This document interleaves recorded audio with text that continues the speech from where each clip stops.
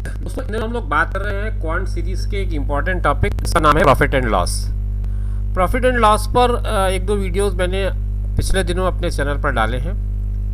जैसा कि आप देख रहे हैं ज़ीरो पीरियड, और ज़ीरो पीरियड में मैं आपका वेलकम करता हूं और एक बार फिर से आपको रिमाइंड करता हूं कि क्वांट सीरीज़ की इस वीडियो में आप बने रहिए, क्योंकि प्रॉफिट एंड लॉस बहुत इंपॉर्टेंट टॉपिक है आपके किसी भी तरह के कॉम्पिटिटिव एग्ज़ाम के लिए।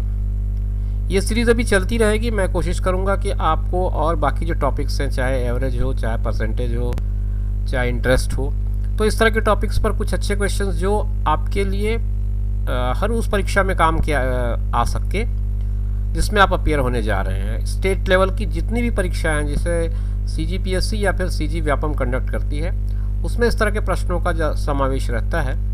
तो मैं आपसे रिक्वेस्ट करूँगा कि इस चैनल पर बने रहिए, और अगर आपने इसके पहले चैनल को सब्सक्राइब नहीं किया है तो मेरी रिक्वेस्ट है कि आप इसको सब्सक्राइब कर लें। अब बात शुरू करते हैं हम क्वांट सीरीज़ के इस important topic profit and loss के तीसरे पार्ट की। मतलब 2 पार्ट हमने इसके पहले आपके लिए ऑलरेडी अपलोड कर दिया है, आप उसे जाकर के प्लेलिस्ट से देख सकते हैं। और अब हम आगे बढ़ते हैं। पहला सवाल हम लेते हैं। एक खिलौने को 10% की हानि पर बेचा जाता है। यदि उसे 40 रुपये ज़्यादा में बेचा जाता तो दुकानदार को 15% का लाभ होता। बताओ खिलौने का अंकित मूल्य क्या रहा होगा। 4 ऑप्शंस आपके पास हैं, 140 रुपये, 120 रुपये, 160 रुपये और 240 रुपये। आपको पहचानना है इनमें से कौन सा ऑप्शन करेक्ट है। देखिए, बात कुछ इस तरह की है कि खिलौने को 10% की हानि पर बेचा जा रहा है। मान लो उस खिलौने का जो MP है वो 100 रुपये रहा होता, तो उसको 10% की हानि पर अगर वो बेचता तो 90 रुपये में बेचता। लेकिन अगर वो उसको 15% लाभ में बेच रहा है, यानी कि 115 रुपये में बेच रहा है, तो उसको 40 रुपये में ज़्यादा में बेचने की ज़रूरत पड़ रही है। क्वेश्चन का जो कंडीशन है वो यही कहता है ना कि पहले अगर वो 10% हानि में बेचता, लॉस में बेचता, तो और दूसरा कंडीशन 15% प्रॉफिट में बेचता, तो इन दोनों के बीच 40 रुपीज़ का डिफरेंस है। तो अगर मैं इस डिफरेंस को चेक करूं तो ये डिफरेंस बनता है 90 से 115 जाते तक ही हो जा रहा है 25 रुपये का। 15 रुपये यहाँ पर, 10 रुपये यहाँ पर, तो 25 रुपये का डिफरेंस होता है। अगर 25 रुपये जो है वो 40 के बराबर है, यानी 25 यूनिट को मैं अगर 40 मान लूँ, क्योंकि ये डिफरेंस 25 यूनिट का ही हो रहा है ना यहाँ पर, तो इस डिफरेंस को अगर मैं 40 मान लूँ तो इसको और छोटा कर लूँ तो ये 5 5 25 5 8 40, तो मतलब 5 यूनिट जो है वो 8 के इक्वल हुआ। अब 5 यूनिट अगर 8 के इक्वल है तो 100 यूनिट कितने के इक्वल होगा। मेरा सीधा सीधा सवाल का जवाब यहाँ से मिल जाएगा। तो 5 यूनिट अगर 8 के बराबर है तो 5 का 20 टाइम्स 20 टाइम्स होता है 100, तो इसको 20 से मैंने मल्टीप्लाई कर दिया तो ये हो गया 100, इसको भी 20 से मल्टीप्लाई कर दिया तो ये हो जाएगा 160। तो कुल मिला के आपके प्रश्न का जो जवाब है वो इन्हीं में से कहीं छुपा होगा, ऑप्शन सी में है। ऑप्शन सी में 160 रुपये इसका आंसर आ रहा है। आप इसे आसानी से टिक लगा सकते हैं। मेरा ख्याल है बहुत लेस कैलकुलेशन में ये क्वेश्चन बन जाएगा अगर आप इस तरह की किसी तकनीक को इस्तेमाल करें, इस तरह से किसी प्रैक्टिस में आप अपने आप को रखें। दूसरा सवाल है इस वीडियो में। एक सब्जी विक्रेता ने 3 रुपए के 8 की दर से नींबू खरीदे और 3 रुपए के 5 की दर से बेच दिया। बताओ उसे कितने प्रतिशत का लाभ हुआ होगा। 70%, 55%, 60% या 40%। मतलब उसने 3 रुपीज़ का खरीदा और 8 नींबू खरीदा, मतलब 8 लेमन फॉर 3 रुपीज़, और सेल कैसे किया, 5 नींबू को 3 रुपए के 5 की दर से उसको बेच दिया। ठीक, 5 नींबू को 3 रुपए की दर से बेच दिया। तो इसमें ये जो 3 रुपए है ये दोनों जगह सेम है, तो इसका इस केस से कोई लेना देना नहीं है। आप सिंपली इसको हटा सकते पूरे फ्रेम, क्योंकि 3 रुपये स्टैटिक है दोनों जगह, कहीं पर से उसका कुछ चेंजेस नहीं आ रहा है। आपका क्वेश्चन कुछ इस तरह से बन रहा है कि CP ऑफ 8 ये इक्वल हो रहा है SP ऑफ 5 के। जहां तक मैं समझ पा रहा हूं क्वेश्चन को, इसमें यही फैक्ट वो कहना चाह रहा है कि CP of 8 is equal to SP of 5, क्योंकि 3 रुपये हो, 5 रुपये हो, 10 रुपये हो, 15 रुपये हो, इसका कोई सवाल में कहीं कनेक्शन बन नहीं रहा है। अब मुझे इसका परसेंटेज निकालना है। परसेंटेज ऑलवेज कॉस्ट प्राइस पे निकलता है, तो मैं इस कैलकुलेशन को ऐसा कर दूं, अगर 8/5 is equal to SP upon CP। आप मुझे पूछ सकते हैं कि आपने SP को इधर लाके उसका क्यों जो है ट्रांसपोजिशन क्यों नहीं किया या एसपी को सीपी के नीचे क्यों नहीं रखा। तो उसके लिए मैं आपको जवाब दूंगा, क्योंकि हमें जो भी कैलकुलेशन करने होते हैं, चाहे प्रॉफिट का हो या लॉस का हो, तो उसके लिए हमारा कैलकुलेशन का बेस होता है सीपी, मतलब हम सारा कैलकुलेशन सीपी पर ही करते हैं। तो इसलिए मैं हमेशा कोशिश करूंगा कि सीपी जो है मेरे डिनोमिनेटर में रहे, हर में रहे, तो उससे जो मेरा सवाल का जवाब है वो बहुत आसानी से मुझे मिल जाएगा। तो इस क्वेश्चन को देखकर आगे अगर मैं बढ़ूं तो सीपी जो है 5 है और एसपी 8 है, मतलब ये +3 का है, 3 का अंतर है, एसपी 3 ज़्यादा है, मतलब 3 का लॉस हो रहा है 5 यूनिट पे। तो 3 का लॉस अगर 5 पे हो रहा है तो परसेंटेज पे निकालूंगा तो 5 से ये 20 बार कैंसिल हो जाएगा और 20 या 60% का इसको लॉस हो रहा है, सीधा सीधा इसमें 60% का प्रॉफिट हो रहा है, ये आपको पता लग जाएगा। क्योंकि एसपी ज़्यादा है, एसपी ज़्यादा है तो आप ऑब्वियस सी बात है कि आपको प्रॉफिट ही हो रहा है, हानि होने का तो कोई सवाल ही नहीं उठता। तो 60% ऑप्शन सी में दिया हुआ है, ऑप्शन सी में आप टिक लगा सकते हैं, आपके सवाल का जवाब यहीं छुपा हुआ है। अगला सवाल है इस वीडियो का, एक वस्तु के क्रय मूल्य तथा विक्रय मूल्य का अनुपात 13:9 है। अगर इंग्लिश मीडियम वाले हैं तो आप समझिए कॉस्ट प्राइस और सेलिंग प्राइस का एक रेशियो दिया 13:9। इस लेन देन में 320 रुपये की हानि हो रही है, इस ट्रांजेक्शन में उसको 320 रुपीज़ का लॉस हो रहा है। आपको ये बताना है कि क्रय मूल्य और विक्रय मूल्य का योग क्या होगा, मतलब अलग से आपको कॉस्ट प्राइस सेलिंग प्राइस नहीं पूछ रहा है, दोनों का सम पूछ रहा है, what will be the sum of cost price and selling price. तो अब आप इसको क्वेश्चन को अगर बनाने जाएंगे तो किस तरह से बनाएंगे उसको देखिए। एक वस्तु के क्रय मूल्य और विक्रय मूल्य का अनुपात 13:9 है, मतलब अगर मैं CP/SP करूं तो ये हो जाता है 13/9। अब जैसा मैंने पिछला क्वेश्चन में आपको कहा कि मैं हमेशा फेवर करूंगा SP को ऊपर और CP को नीचे, तो ये रेशियो उल्टा हो जाएगा, SP/CP will be equal to 9/13। अगर 9 जो है 13 जो है 9 बन गया, इसका मतलब सीधा सीधा इसको लॉस हो रहा है, तो लॉस हो रहा है तो कितने का लॉस हो रहा है, 4 का लॉस हो रहा है, 13 जो है वो 9 बन गया, 4 का लॉस कितने पे हो रहा है, 13 पे हो रहा है। तो ये चीज़ हमारे को क्लियर हो गई, हमारे को लॉस जो है वो 4 का हो गया है। अब हमको क्या करना है कि इस लेन देन में 320 रुपये की हानि हुई, मतलब हानि जो है वो 320 की हुई है। हमारा जो 4 यूनिट का लॉस है वो कुल मिला के 320 रुपये के बराबर है। कुल बात ये हो रही है ना, हमारे कैलकुलेशन के हिसाब से लॉस होना चाहिए था 4 यूनिट का, क्योंकि 13 यूनिट जो है 9 यूनिट बन गया है, ये जो 13 है वो 9 बन गया, तो 13/9 तभी बनेगा जब उसको 4 का लॉस होगा।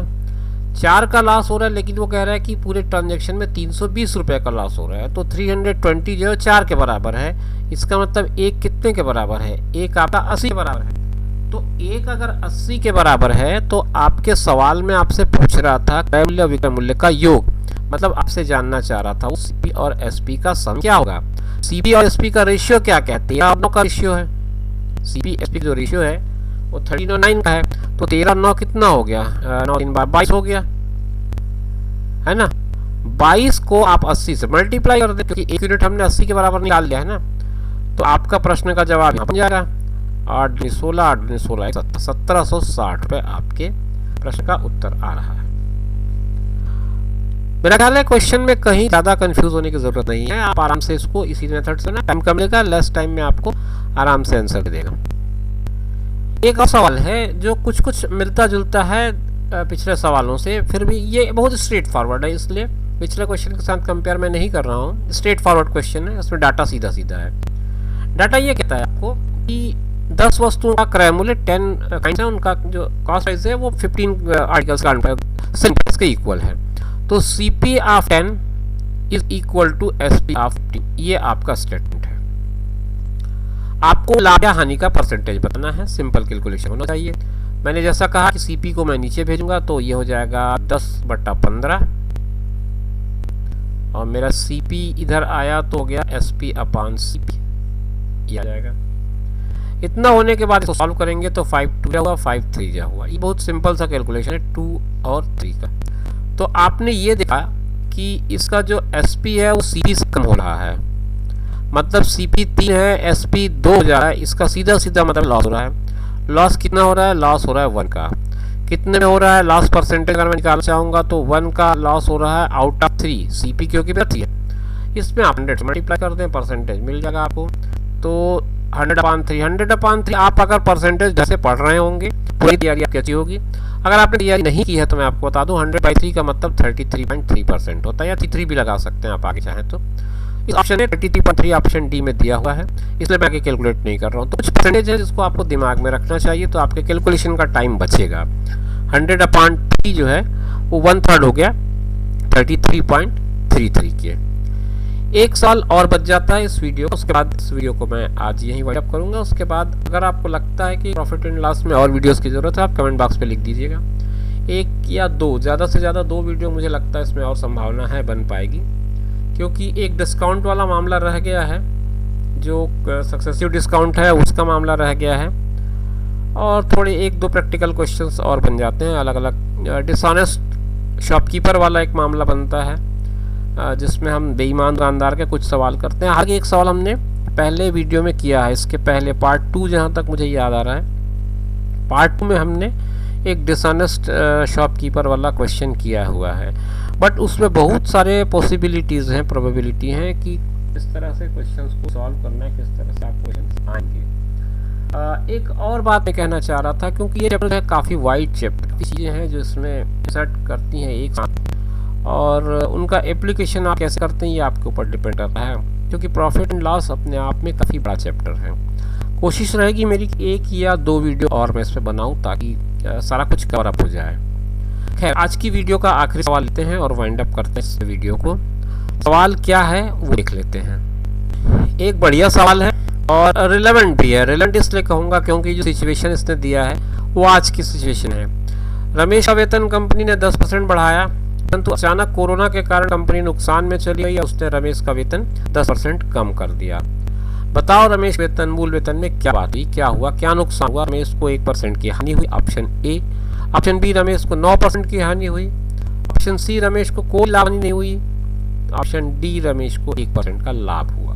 ये 4 ऑप्शन हैं और इन चारों में से हमको आंसर तलाशने हैं। ऐसे सवाल बहुत एग्जाम्स में पूछे जाते हैं, सामान्य है सवाल। आप इसमें सवाल के किसी तरह के परेशानी मत जाइए, बहुत आसानी से बन गए सवाल। 100 रुपये मान लेता हूँ मैं कि रमेश की सैलरी रही होगी, तो पहले इसकी सैलरी 10% बढ़ गई, मतलब प्लस में है, तो अब इसकी सैलरी 110 रुपये हो गई, यही हो रहा है ना। लेकिन नेक्स्ट ईयर क्या है, वो कोरोना वाला मामला क्या कह रहा है, तो उसमें 10% का लॉस हो गया, माइनस में चला गया ये भी जा रहा। तो अब इसका 10% आएगा वो हो जाएगा 11 रुपये। पहले इसमें 10 रुपये बढ़ा था ये, अब 11 रुपये की इसमें कमी होगी, तो ये हो जाएगा 110 माइनस 11, मतलब 99 रुपये। तो बात को मिला कि ये हो रही है कि 100 रुपये जो है वो आकर के 99 रुपीज़ बन गया। रमेश की जो ओरिजिनल सैलरी पहले 100 रुपये थी कोविड से पहले, वो कोविड के बाद 99 रुपये में पहुंच गई, जबकि इस बीच में उसका सैलरी 10% बढ़ा भी था, फिर 10% कम हो गया। तो आप इस आंसर पे बिल्कुल मत जाइए, ये आंसर आपका बिल्कुल रॉन्ग आंसर होगा, कोई लाभ कोई हाल नहीं, क्योंकि आपको देखने से ऐसा लग रहा है कि भाई उसकी सैलरी 10% बढ़ी थी, फिर उसके बाद 10% कम कर दी गई, तो बात तो वही हो गई, वहीं पर है अपनी सैलरी में। नहीं, ऐसा नहीं है। पहले जो 10% बढ़ा वो 100 पे बढ़ा, बाद का जो 10% बढ़ा है वो 110 पे बढ़ा, घटा जो भी कुछ हुआ है। तो इसलिए 100 becomes 99, so Ramesh has loss of 1%। तो ऑप्शन ए इसका करेक्ट ऑप्शन होगा। 1% का लॉस हो जाएगा रमेश को पूरे इस प्रकरण में। तो दोस्तों, ये थी मेरी आज की वीडियो, जिसमें लाभ और हानि से रिलेटेड कुछ अच्छे सवाल आपके साथ डिस्कस किए। मैंने जैसा कि चैनल में बात करते हुए आपने कहा कि अगर इसमें आपको लग रहा है किसी और टाइप के क्वेश्चंस आपके दिमाग में हैं जिनको करना चाहिए, तो कमेंट बॉक्स पे लिखिएगा, मैं ज़रूर 1 या 2 वीडियो में और उसको वाइंड अप करूँगा। तो 2 वीडियो मैक्सिमम मैं एक्सपेक्ट कर रहा हूँ प्रॉफिट एंड लॉस है, उसके बाद हम एक दूसरा चैप्टर स्टार्ट करेंगे। हो सकता है वो एवरेज हो सकता है वो सिंपल इंटरेस्ट हो सकता है वो और कोई टॉपिक हो। तो मिले नए वीडियो में, इसी वादे के साथ आपसे आ जाऊँगा। आप अपना ख्याल रखिए और उनका ख्याल रखिए जो आप ख्याल रखते हैं। धन्यवाद।